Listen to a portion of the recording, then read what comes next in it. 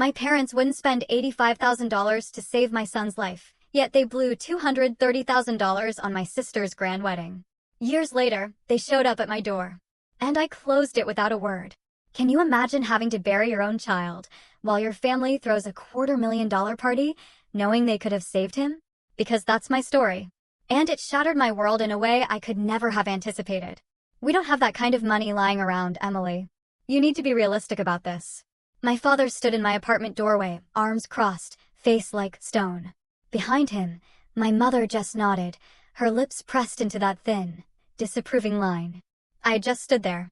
My 7-year-old son, Ethan, was asleep in the next room, his breathing ragged, even with the oxygen machine humming.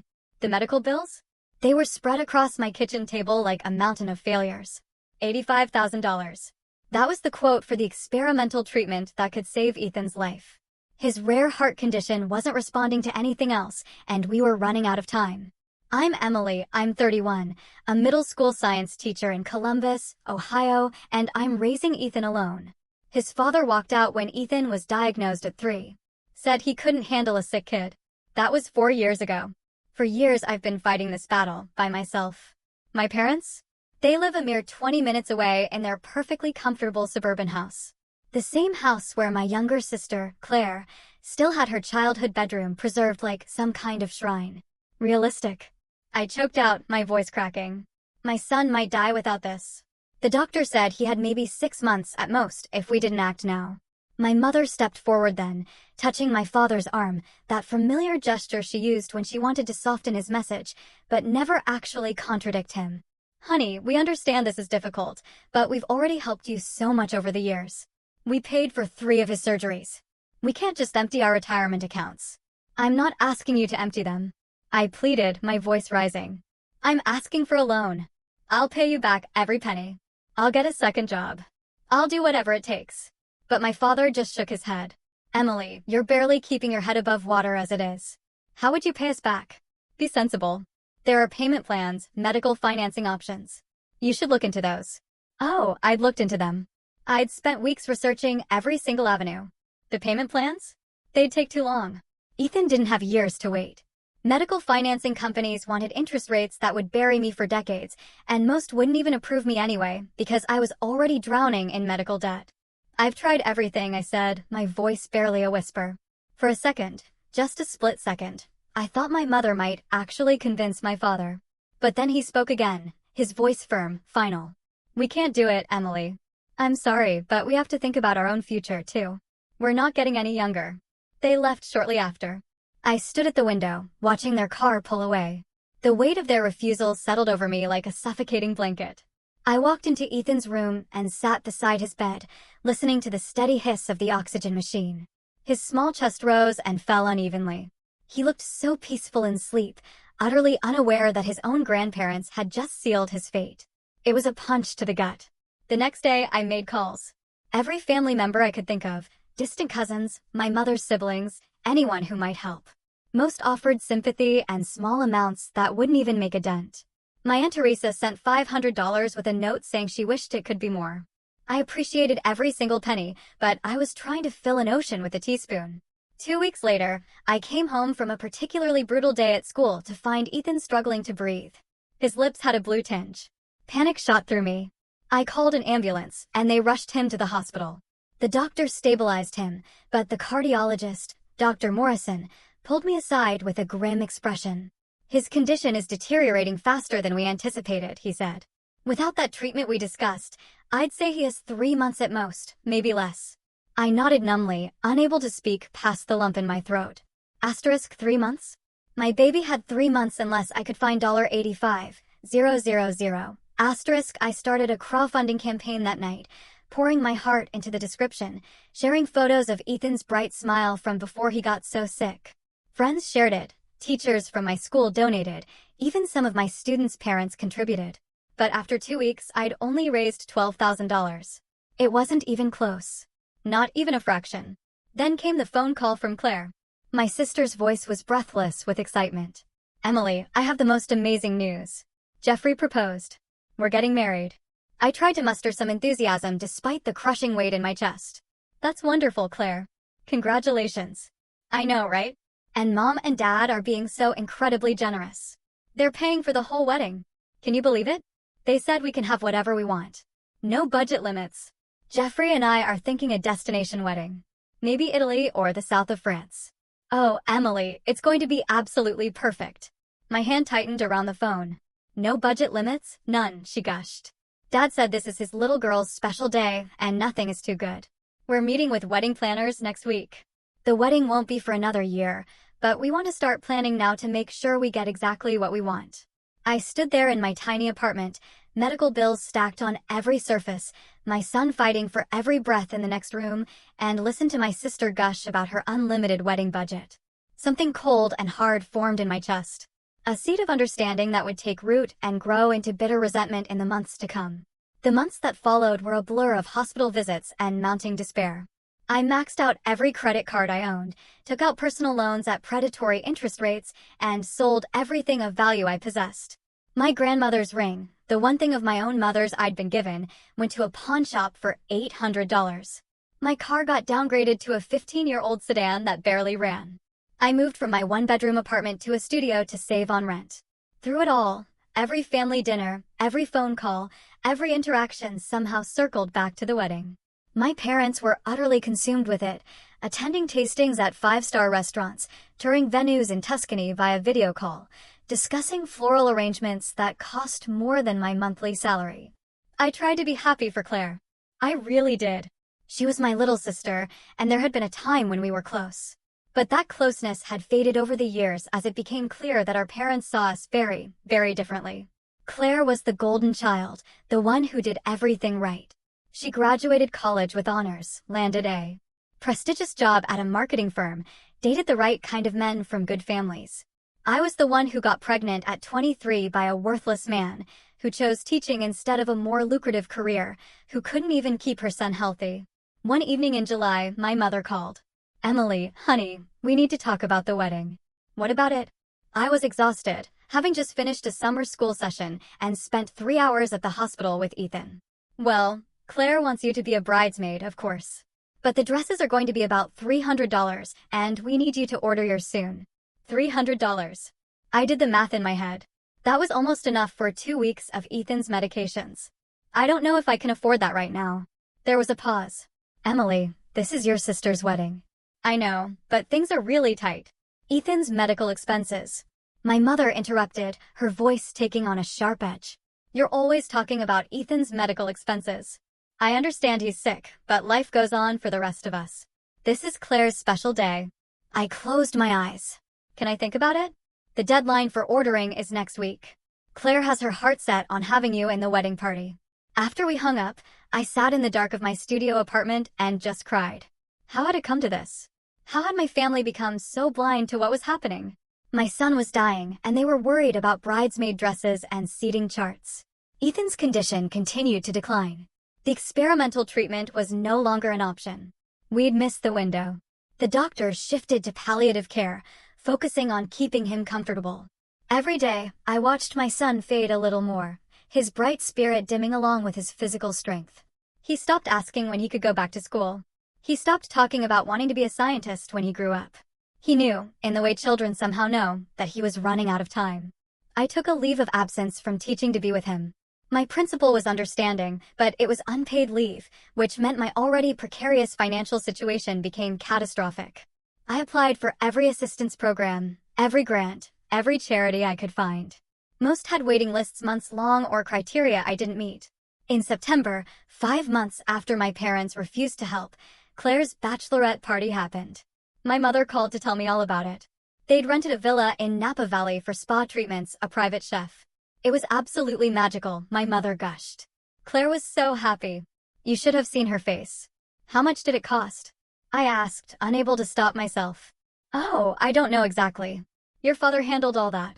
Maybe 10,000, but it was worth every penny to see Claire so joyful." $10,000, more than a tenth of what could have saved Ethan, spent on a single weekend. I felt something inside me crack. A foundation of familial loyalty that I'd been clinging to despite everything. "That sounds wonderful," I said flatly. "You know, Emily, I wish you'd try to be more excited about this wedding. Claire feels like you're not really supporting her." I laughed, a harsh sound that startled even me. Claire feels I'm not supporting her? She does. She's noticed you've been distant, and you still haven't confirmed whether you'll be a bridesmaid. I can't afford the dress, Mom. I told you that. Well, maybe if you managed your money better, you wouldn't always be in this position. The words hung in the air like poison. Managed my money better, as if I had been spending frivolously instead of fighting to keep my child alive. As if the crushing weight of medical debt was some kind of personal failing rather than the result of a broken healthcare system and a family that chose fancy parties over their grandson's life. I have to go, I said. Ethan needs me. Of course he does, my mother replied, and I heard the unspoken judgment in her tone. You know, Emily, maybe if you weren't so focused on Ethan's problems all the time, you'd be able to enjoy life more. Claire manages to balance everything so well. I hung up without saying goodbye.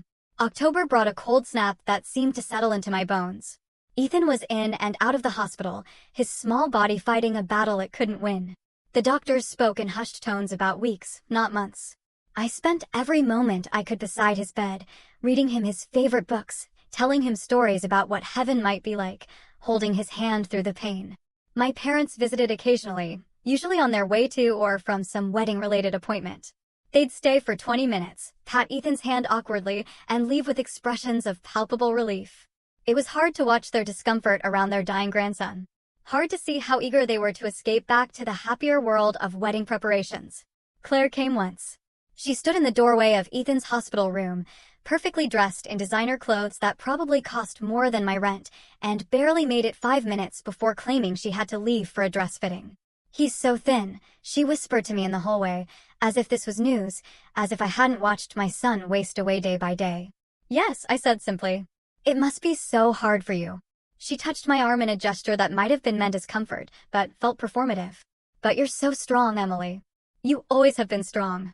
I'd heard that word so many times in the past year, usually from people who were relieved they didn't have to be. Asterisk strong enough to handle this alone. Strong enough not to need help. Strong enough to watch your child die while your family spent a fortune on a party. Asterisk, the wedding is in 3 weeks, Claire continued. I really hope you'll reconsider being a bridesmaid. It would mean so much to me, and it might be good for you, you know?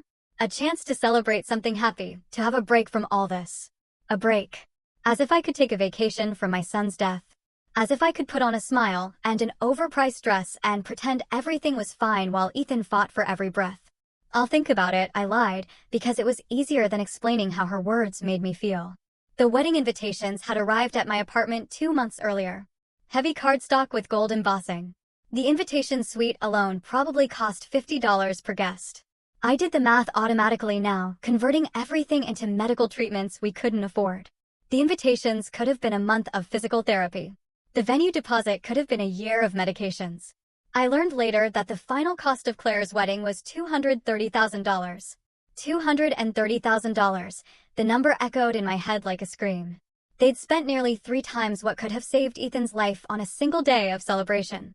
The venue alone cost $80,000, roughly what I begged for. The flowers were $15,000. The food was $40,000. The dress was $12,000. I learned these numbers gradually, through overheard conversations and my mother's casual mentions. She had no idea what each figure did to me. How every dollar amount felt like a knife wound.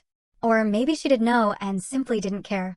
2 weeks before the wedding, Ethan had a particularly bad day. His heart was giving out, the monitors screaming their warnings, nurses rushing in. I stood beside his bed, gripping his small hand, and watched the medical team fight to stabilize him. They succeeded, but Dr. Morrison pulled me aside afterward. Emily, he doesn't have much time left. Days, maybe a week. I think you should consider calling family, anyone who might want to say goodbye. I called my parents. My father answered, sounding distracted. Emily, we're right in the middle of the rehearsal dinner preparations. Can this wait? Ethan is dying, I said, my voice hollow. The doctor says days at most. There was a pause. Then, oh, Emily, I'm so sorry. Do you need us to come? Do I need you to come? My son, their grandson, was dying and he was asking if I needed them to come. Yes, I said. I think Ethan would want to see you. Of course. We'll try to stop by tomorrow. We have the final venue walkthrough in the afternoon, but maybe in the morning. They came the next day, arriving at 10 a.m. with Starbucks cups in their hands. They stayed for 15 minutes. Ethan was barely conscious. His breathing labored even with the oxygen turned to maximum. My mother cried a little, dabbing at her eyes with a tissue that probably cost more than Ethan's breakfast. My father stood stiffly by the door, checking his watch twice. "We have to go," my father finally said. "The florist is expecting us at 11. "The florist," I repeated numbly. "For the centerpieces. It's important we get this right. There's no time for mistakes this close to the wedding." He seemed oblivious to the irony of his words, standing in a room where the ultimate mistake, choosing flowers over family, was about to claim its final victim. They left with promises to come back soon. Promises I knew they wouldn't keep. Claire never came to say goodbye to her nephew. She was too busy with last-minute wedding emergencies, like the fact that the string quartet she'd hired had a cellist who'd fallen ill and been replaced. This was apparently a crisis worth multiple frantic phone calls. Ethan died on Tuesday morning, 3 days before Claire's wedding. He slipped away quietly in his sleep, his small hand in mine. The nurse who pronounced him dead cried more than my parents would when I called to tell them. My mother's first words after I told her Ethan was gone? "Oh no. Oh, Emily, no." What terrible timing. Terrible timing, because the funeral would interfere with the wedding. The grief was overwhelming, but beneath it, I felt something else growing. A cold, patient understanding. They'd made their choice. Now, I would make mine. The funeral was scheduled for Friday, 2 days before Claire's Sunday wedding. I didn't ask my parents to change the wedding date. I didn't ask Claire to postpone. I knew what the answer would be, and I didn't have the energy to hear them explain why their party was more important than my son's burial. What I didn't expect was for them to ask me to change the funeral. My mother called Wednesday evening. "Emily, honey, we need to talk about the funeral arrangements." I was sitting in Ethan's room, surrounded by his things. His favorite dinosaur poster. His collection of rocks he'd found at the park. The science kit I bought him last Christmas that he'd been too sick to use. Well, Friday is really difficult for us. We have the wedding rehearsal that afternoon and the rehearsal dinner in the evening. It's all scheduled, deposits paid. Could you possibly move the funeral to Thursday or maybe next week? I stared at the wall, unable to process what I was hearing. "You want me to change my son's funeral because it conflicts with a wedding rehearsal?" "It's not just rehearsal, Emily. It's the whole schedule. We have out-of-town guests arriving. Jeffrey's family flying in from Atlanta. Your father is giving a toast at the dinner. We can't miss it. Ethan is your grandson, and we'll be there to honor him, of course, we will, but Thursday would work so much better for everyone. The funeral home should be able to accommodate the change." "Everyone." My voice came out flat, emotionless. I was beyond anger, beyond hurt. I'd entered some new territory where feeling anything seemed impossible. "Everyone would be more convenient if we buried my 8-year-old son a day early so you don't miss cocktail hour?" "Don't be dramatic, Emily. You're making this sound worse than it is. We're trying to support this wedding. It's for your sister." I hung up. I didn't trust myself to say anything else. The funeral stayed scheduled for Friday. I arranged it myself, paid for it with money I borrowed from my principal, who'd been more supportive in the past year than my own parents. It was a small service, just 20 people. My Aunt Teresa came, some teachers from school, a few parents of Ethan's former classmates. My parents arrived 45 minutes late, dressed in clothes clearly chosen for the wedding festivities to follow. They stayed for the service, but left immediately after, skipping the small reception I'd organized at my apartment. "We really have to go," my mother said, kissing my cheek with lips that barely made contact. "Claire is having a crisis about the seating arrangements, but it was a lovely service, Emily, very tasteful." Tasteful. My son's funeral was tasteful. I watched them leave, watched them drive away to their important appointments and critical emergencies, and I felt something inside me turn to stone. The grief was still there, crushing and absolute, but it was contained now, locked behind a wall of ice-cold clarity. Saturday, I spent alone in my apartment, surrounded by sympathy cards and medical bills. The crowdfunding campaign that had raised $12,000 had been closed, the money used up months ago on treatments that only delayed the inevitable. I owed $73,000 in medical debt, had maxed out credit cards totaling another $25,000, and my rent was 2 months overdue. Ethan's death hadn't ended my financial nightmare. It had just made it pointless.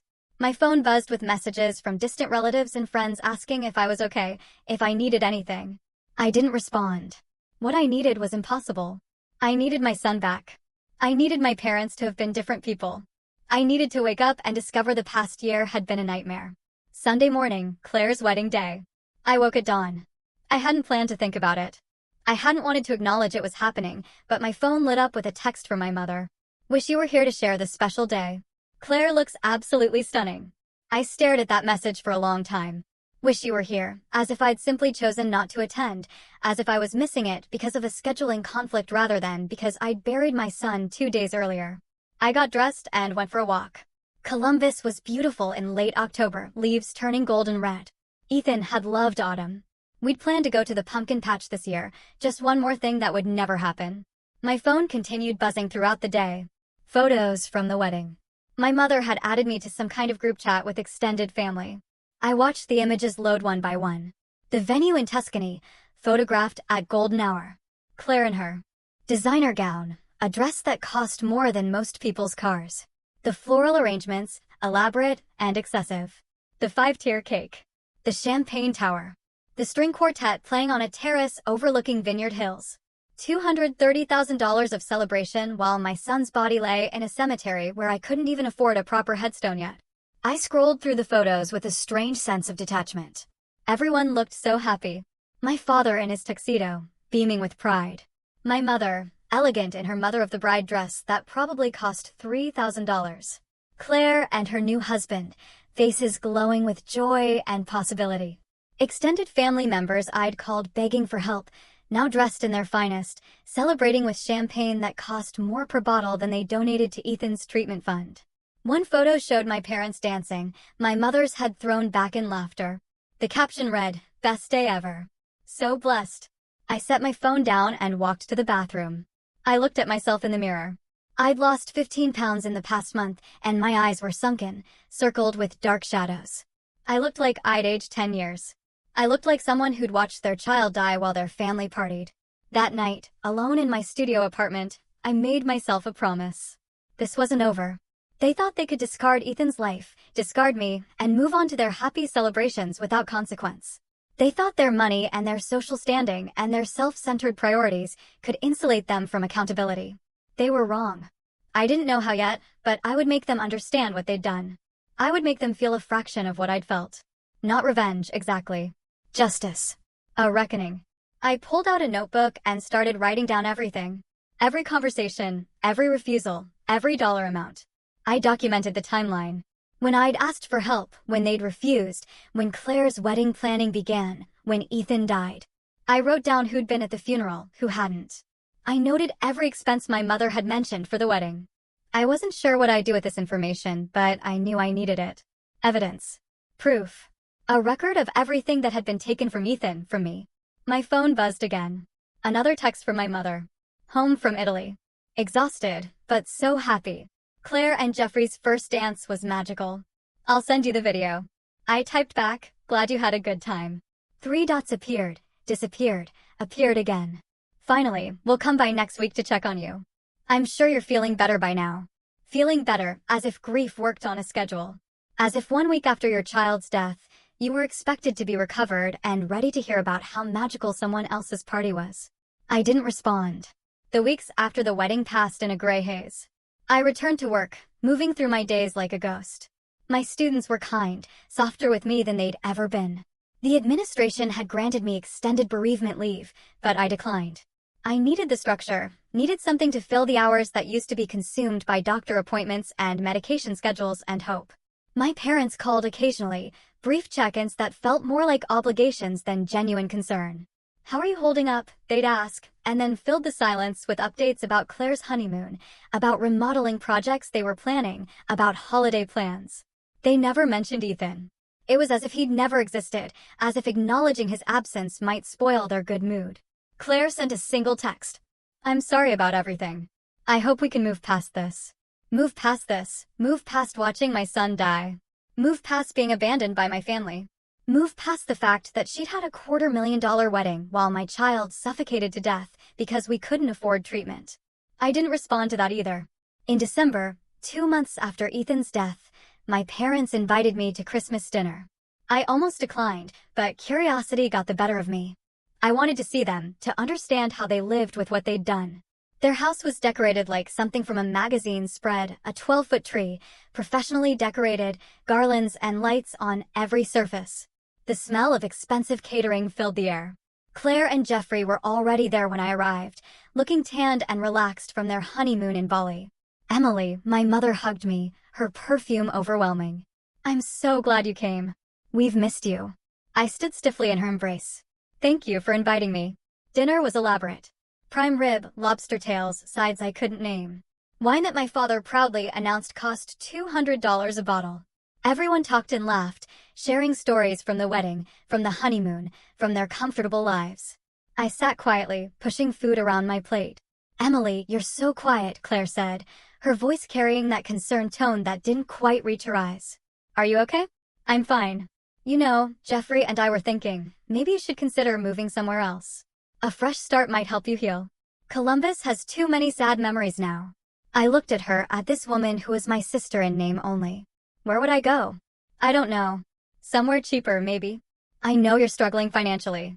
Jeffrey's company has an office in Kansas City. Cost of living is much lower there. We could help you find something.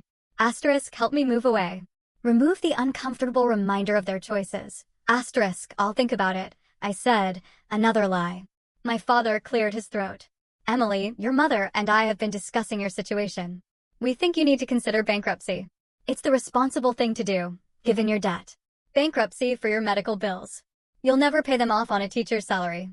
Better to just wipe the slate clean and start over." Start over, as if Ethan was a mistake to be corrected, a financial error to be written off. "We could help you find a good bankruptcy attorney," my mother added. "Your father knows several." I set down my fork carefully. You know what would have helped? $85,000 15 months ago.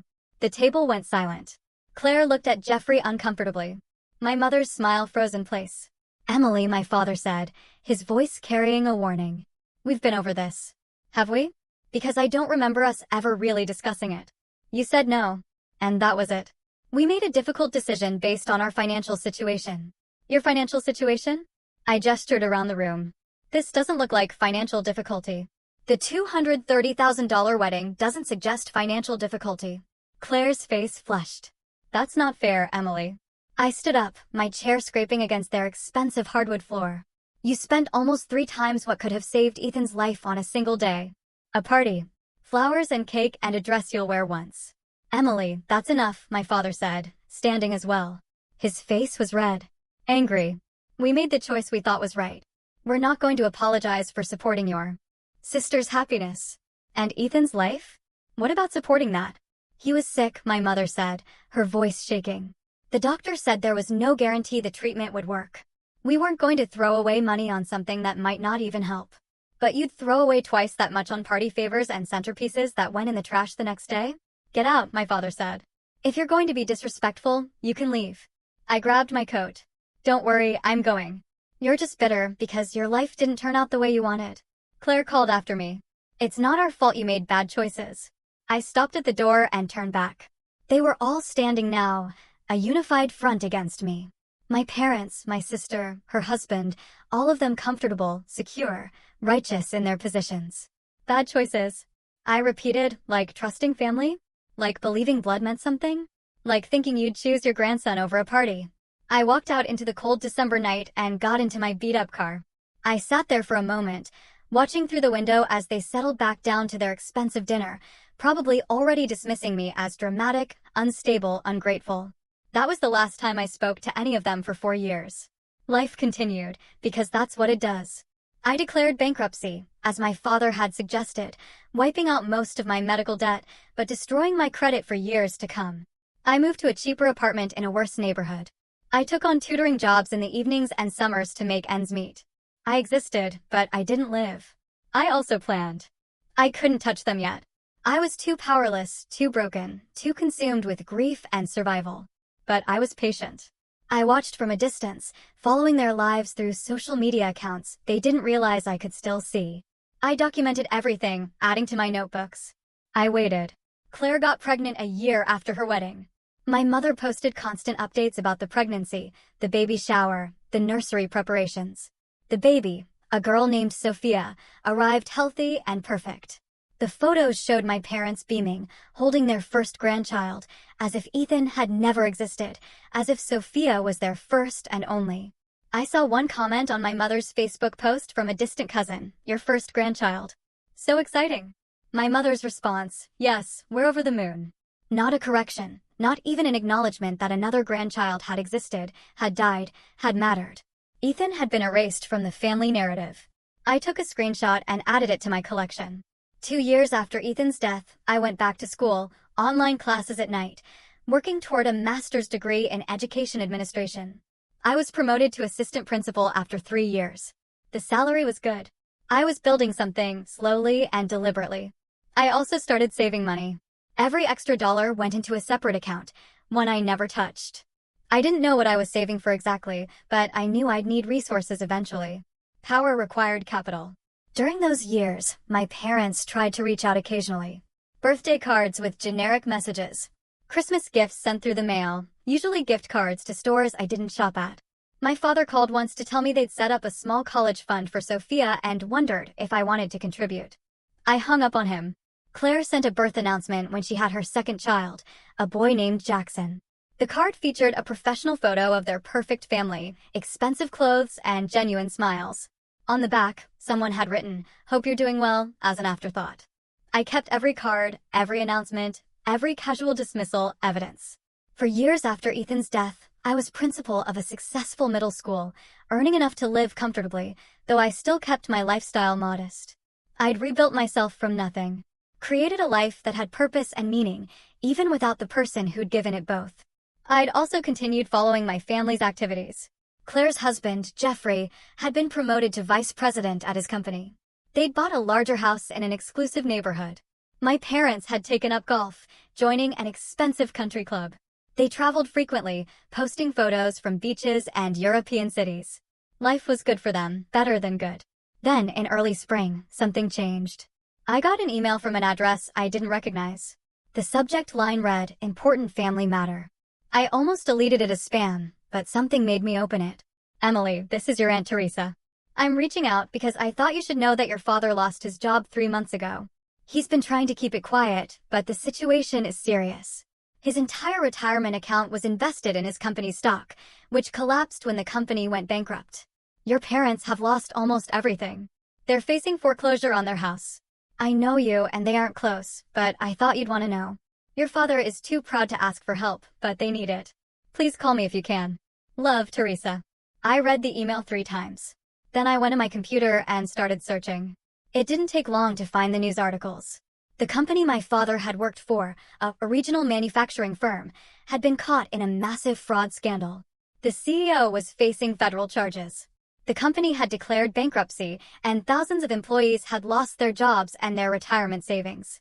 My father's name appeared in several articles as one of the senior executives who'd lost everything. I sat back and stared at the screen. After all these years, after building their comfortable life on the grave of my son's memory, they'd lost it all. Karma, some might call it. Justice, others would say. I didn't have a name for what I felt. It wasn't satisfaction exactly. It was more like recognition. The universe had shifted. And suddenly, I wasn't powerless anymore. My phone rang a week later. My mother's number. I stared at it, watching it ring, then go to voicemail. She called again the next day, and the day after that. I never answered. Then came a knock on my door one evening in May. I looked through the peephole and saw my father standing there. He looked older than I remembered, grayer, thinner, diminished. I opened the door but left the chain engaged.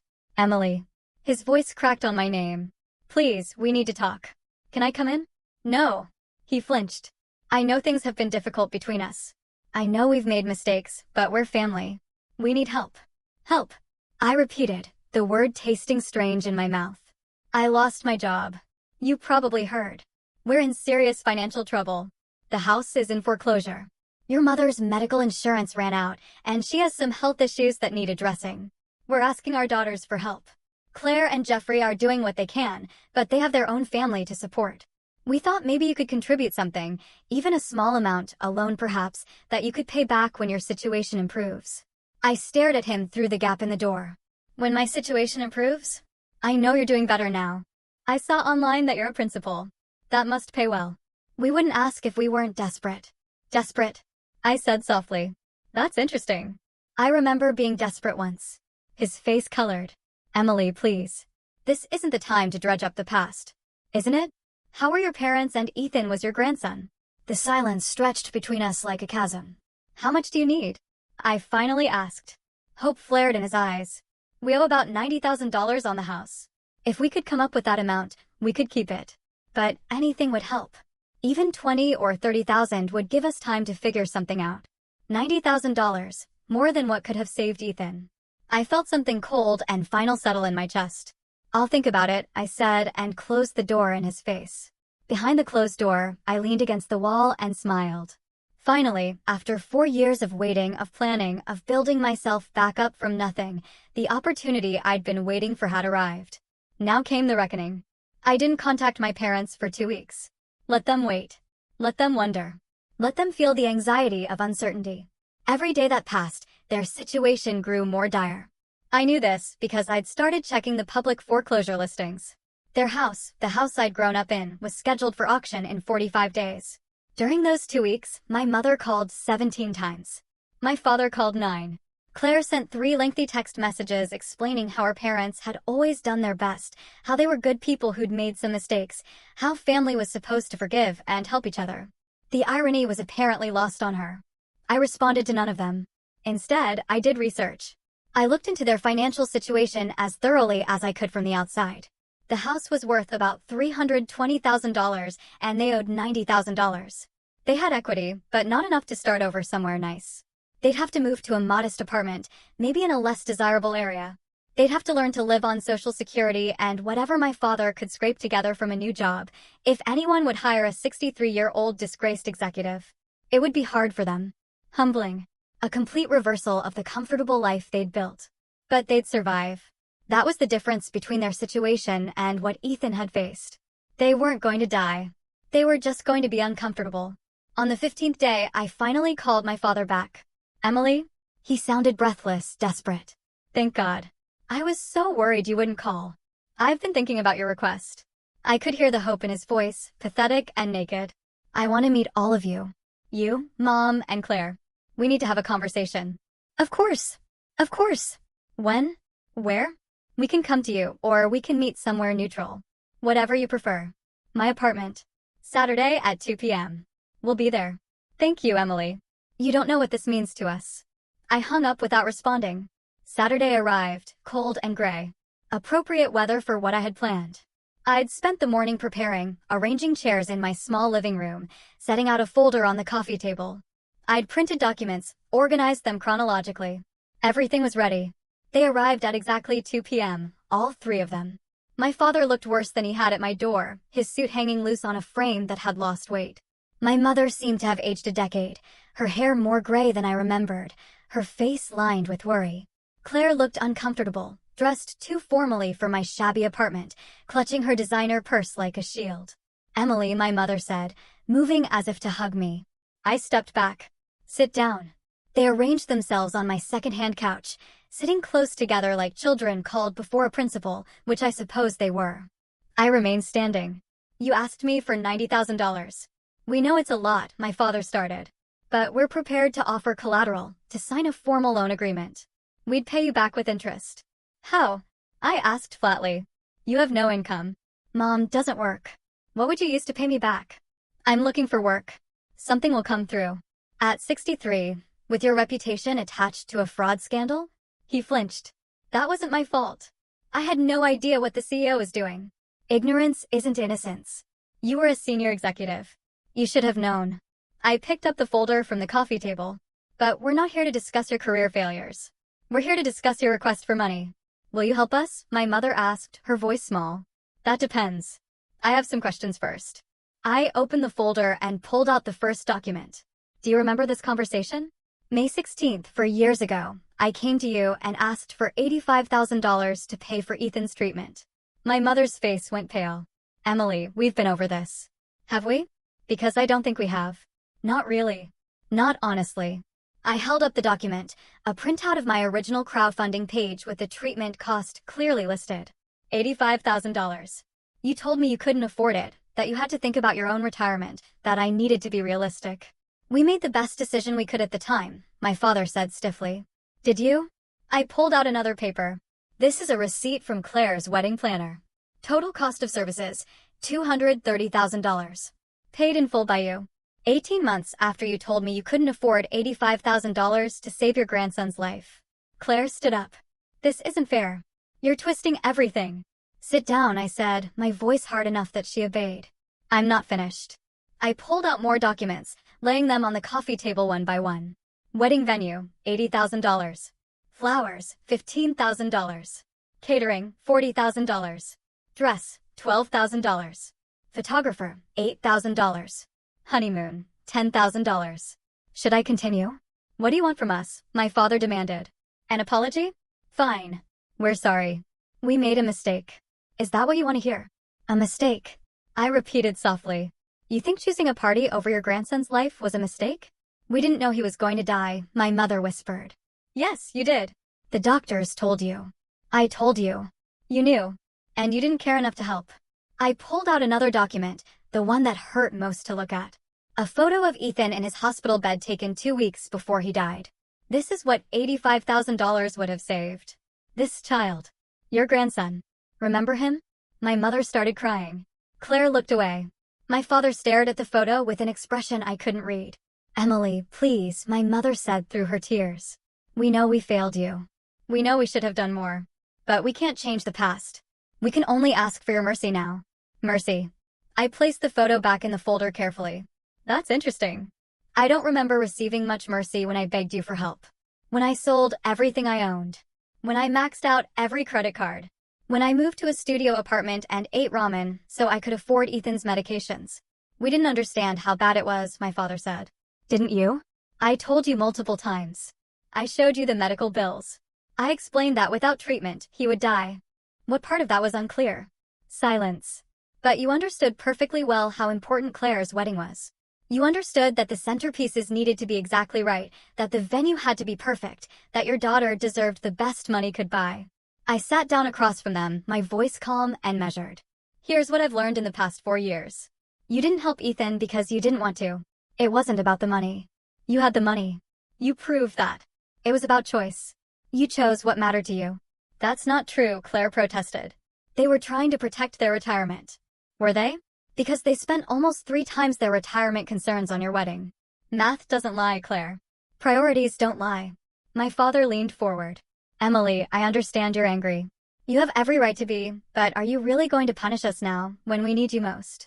Are you going to be as cruel as you think we were? Cruel, I said, tasting the word. Is it cruel to make choices based on what matters to you? Is it cruel to decide that your resources should go toward your own priorities rather than someone else's crisis? Because that's what you taught me. That's the lesson you gave me when Ethan was dying. So, you won't help us, my mother said flatly. I didn't say that. I picked up the folder and pulled out a check I'd prepared. I'm willing to give you $90,000. Hope bloomed on their faces, desperate and immediate. However, I continued, there are conditions. Anything, my father said quickly. We'll sign whatever you want. Payment plans, interest, collateral. It's not about payment. I set the check on the table between us. It was made out for $90,000, dated for today. The first condition is that you acknowledge, here and now, that you chose Claire's wedding over Ethan's life, that you had the money and refused to help. I want to hear you say it. They stared at me. Claire looked at her parents. You don't have to do this. She's trying to humiliate you. Yes, I agreed. I am. Just like you humiliated me when I begged for help. When I stood in your doorway with medical bills and you told me to be realistic. When I buried my son alone because you had a rehearsal dinner. So yes, I want you to say it out loud that you made a choice and Ethan died because of it. My mother was crying harder now. My father's face was red, but they needed that check. They needed it desperately. We chose the wedding, my father finally said, his voice barely audible. We had the money and we chose to spend it on Claire's wedding instead of Ethan's treatment. And? I prompted. And he died because we didn't help. Mom, I looked at my mother. We should have helped you, she whispered. We should have saved him. We were wrong. I turned to Claire. And you? What's your role in this? I didn't know, she said quickly. I didn't know they'd refuse to help Ethan. Didn't you? You never wondered where the money for your elaborate wedding came from? You never thought it was odd that I asked you to move your bachelorette party because Ethan was in the hospital and you refused? You never questioned having your wedding 3 days after your nephew's funeral. She had no answer. Here's the second condition, I continued. You take this money, you save your house, and you never contact me again.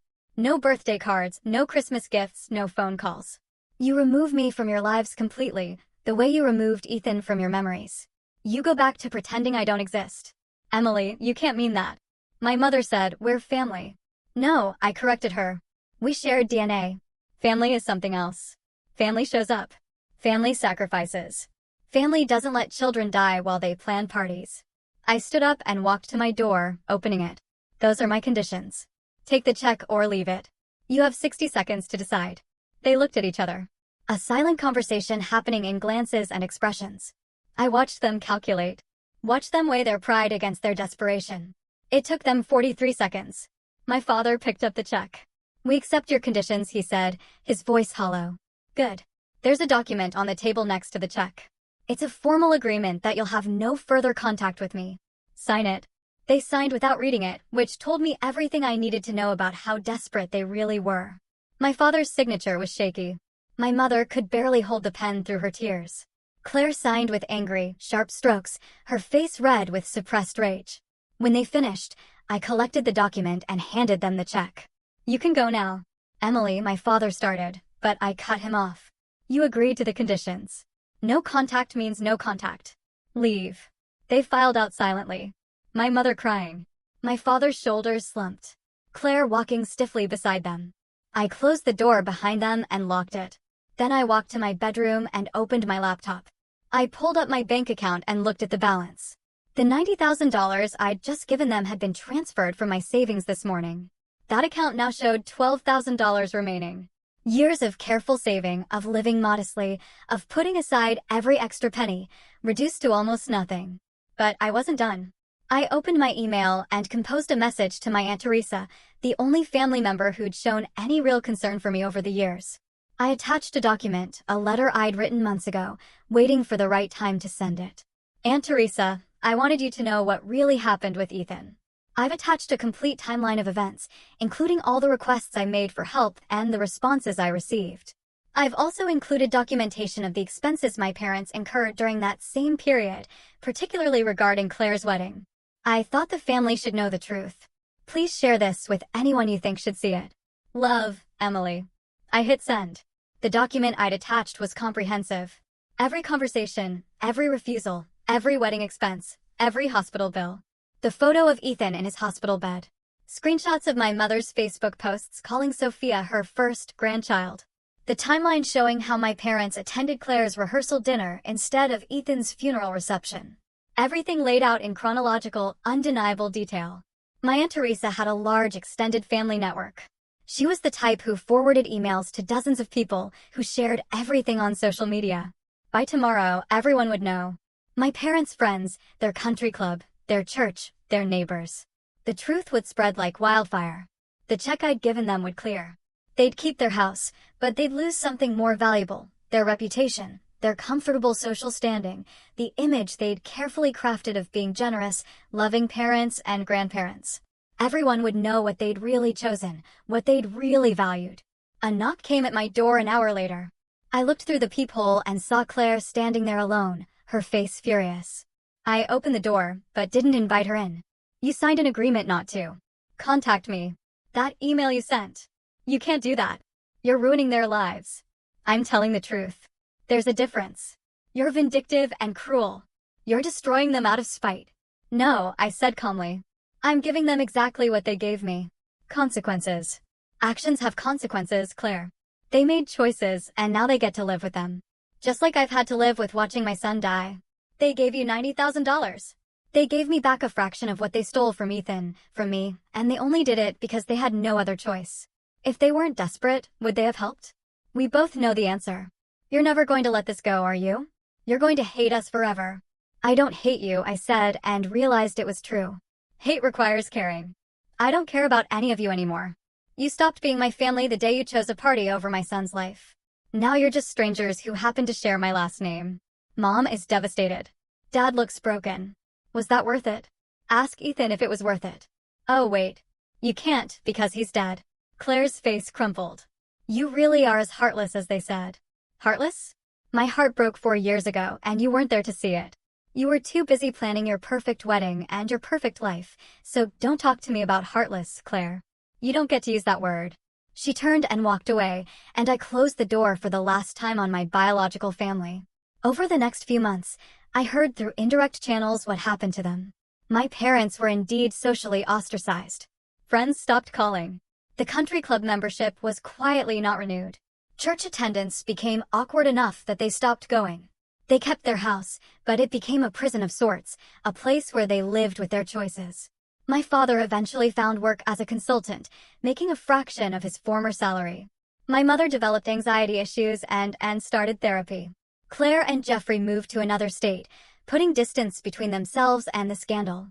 Their Christmas cards, which had once been elaborate productions, stopped coming altogether. I heard my mother told people I was dead, that it was easier than explaining why her daughter wanted nothing to do with her. I supposed in a way I was dead to them. The daughter who'd been grateful for scraps, who'd accepted being second best, who'd swallowed her pain to keep the peace. That person didn't exist anymore. As for me, I continued building my life. I dated eventually, though carefully. I made real friends, the kind who showed up when things were hard. I traveled to places Ethan would have loved and scattered his ashes in beautiful locations around the world. I lived for both of us. The $90,000 I'd given my parents was worth it. Not because they deserved help, but because it gave me closure. I'd proven I was the better person, the one who showed mercy, even when none had been shown to me. And then I'd walked away, leaving them to live with the weight of their choices. Some might say I was cruel, that real forgiveness means letting go completely, helping without conditions. But those people never watched their child die alone while their family celebrated elsewhere. They never had to choose between electricity and medicine. They never had to bury their baby with borrowed money while knowing $250,000 had been spent on cake and flowers. I gave my parents what they'd asked for on my terms. I'd lived up to my obligation as their daughter one final time. And then I'd closed that door forever. Just as they'd closed the door on Ethan when he needed them most. In the end, revenge wasn't about cruelty. It was about justice, about balance, about ensuring that consequences met actions. They taught me that family was conditional, that love had limits, that some lives mattered more than others. I simply returned their lessons, wrapped in a check they couldn't refuse and a truth they couldn't escape. And I moved forward into a future they'd never be part of. Carrying Ethan's memory with me, finally at peace. What do you think? Was this cruel? Or was it exactly what they deserved? I really want to know your thoughts on this one.